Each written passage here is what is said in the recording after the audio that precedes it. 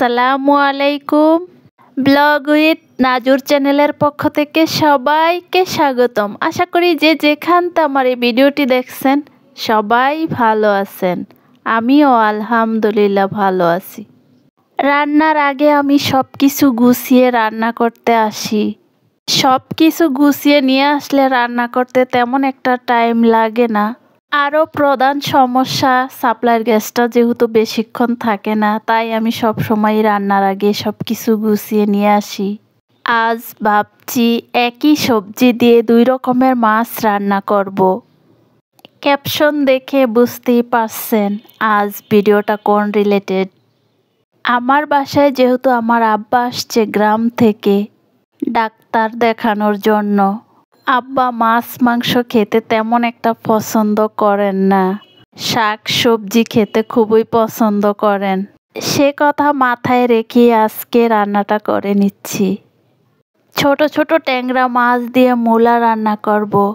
একই সবজি দিয়ে আবার শিং মাছ আলু টমেটো দিয়ে রান্না করব, বাঁধাকপি ডাল।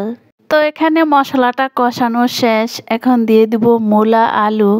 এই মূলা আলুগুলো আজ আমি যেভাবে কেটেছি এভাবে আমার শাশুড়ি মা সব সময় কাটাকাটি করতো, যেহেতু এটা আমার শাশুড়ি আমার পছন্দের একটা সবজি কাটা। আর আমার পছন্দে যেটা কাটাকাটি করছি সেটাও ভিডিওতে আছে।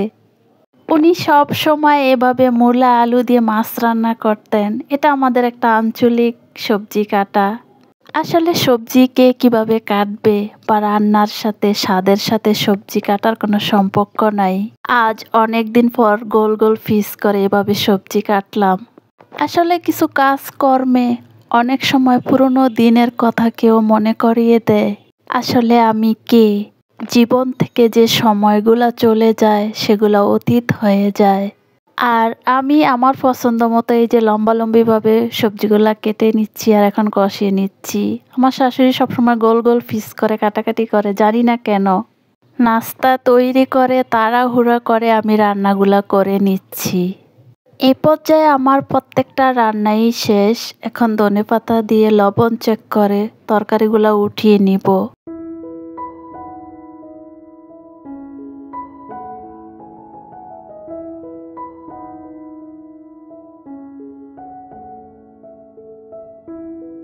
অফ ক্যামেরায় আমি সকালের নাস্তাটা তৈরি করে নিয়েছি, সাথে ডিম ভাজি, বেগুন ভাজি, শুটকির ভর্তা।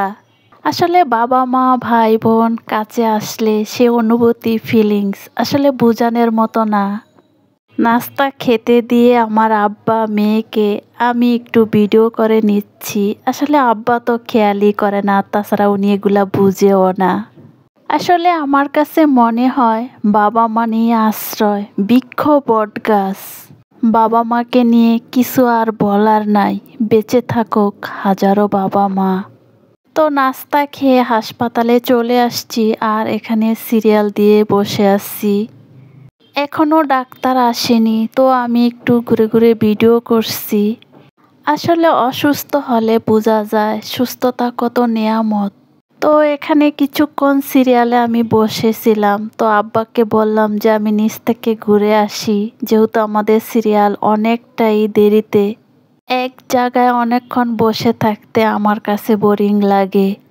বর্তমানে মানুষ এতটা অসুস্থ, আমার মনে হয় না কেউ পরিপূর্ণভাবে সুস্থ আছে। খাবারের দোকানের চাইতে ওষুধের দোকানে এতটা ভিড়।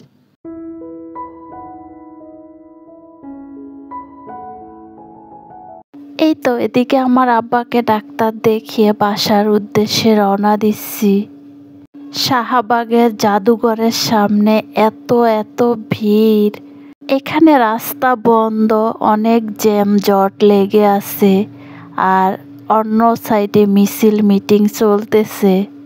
আসলে জীবনটা বড়ই অদ্ভুত। যে বাবার ঘরে আমার জন্ম, বেড়ে ওঠা শৈশব, সেই বাবাই আজ আমার বাসায় অতিথি।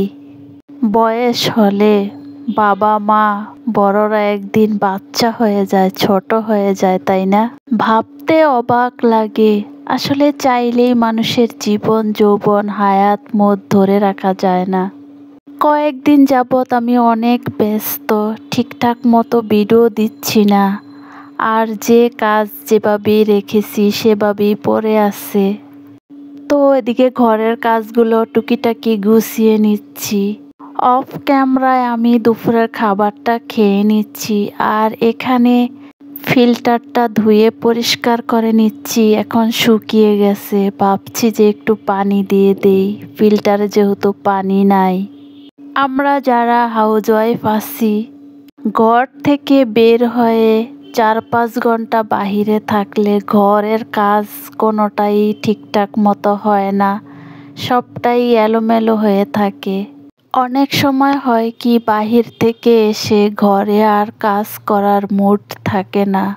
আর আমি সাধারণত জার্নিং বেশি একটা করতে পারি না, জার্নিং বেশি করলে অনেক সময় অসুস্থ হয়ে পড়ি।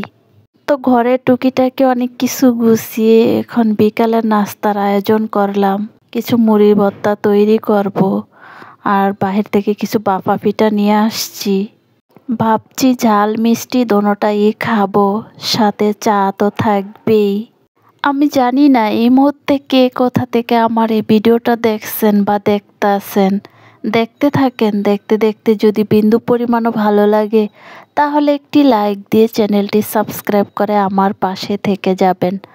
আর যারা অলরেডি কাজটা করে ফেলছেন তাদেরকে অসংখ্য ধন্যবাদ।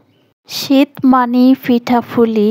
এই শীতে প্রতিনিয়ত বিকালে কোনো না কোনো একটা পিঠা তো থাকেই। আমরা যেহেতু ফ্যামিলি মেম্বার কম, তাই বাহির থেকেই প্রতিনিয়ত কিছু না কিছু একটা পিঠা নিয়ে আসি। আর বাসায় গ্যাসের সমস্যা